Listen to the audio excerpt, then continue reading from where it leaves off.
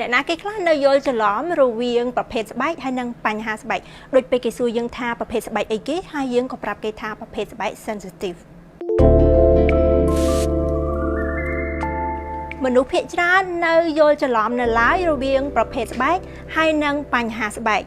ដែលប្រភេទស្បែកដែលយើងហៅថា skin type នេះគឺមានតែ4ទេគឺស្បែកស្ងួតខ្លាញ់ធម្មតាហើយនិងចម្រុះប៉ុន្តែបញ្ហាស្បែកជាភាសាអង់គ្លេសយើងហៅថា skin condition ឬមួយក៏ skin concern skin problem ហ្នឹង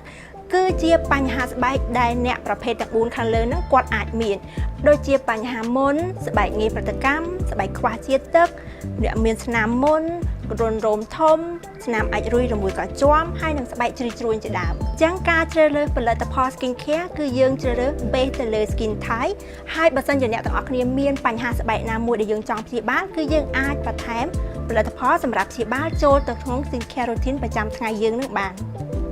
សម្រាប់ស្បែកងាយឡើងមុនគឺយើងអាចបន្ថែមជាមួយនឹង serum Clinong Comedomet សម្រាប់ស្បែកខ្វះជាតិទឹកគឺយើងអាចបន្ថែមជាមួយនឹង Hydrong Intense Rehydrated Serum សម្រាប់ស្បែកងាយប្រតិកម្មកម្រិតមធ្យមដែលកត្តាផ្សេងៗគឺអ្នកទាំងអស់គ្នាអាចបន្ថែមជាមួយនឹង Tolerance Control Cream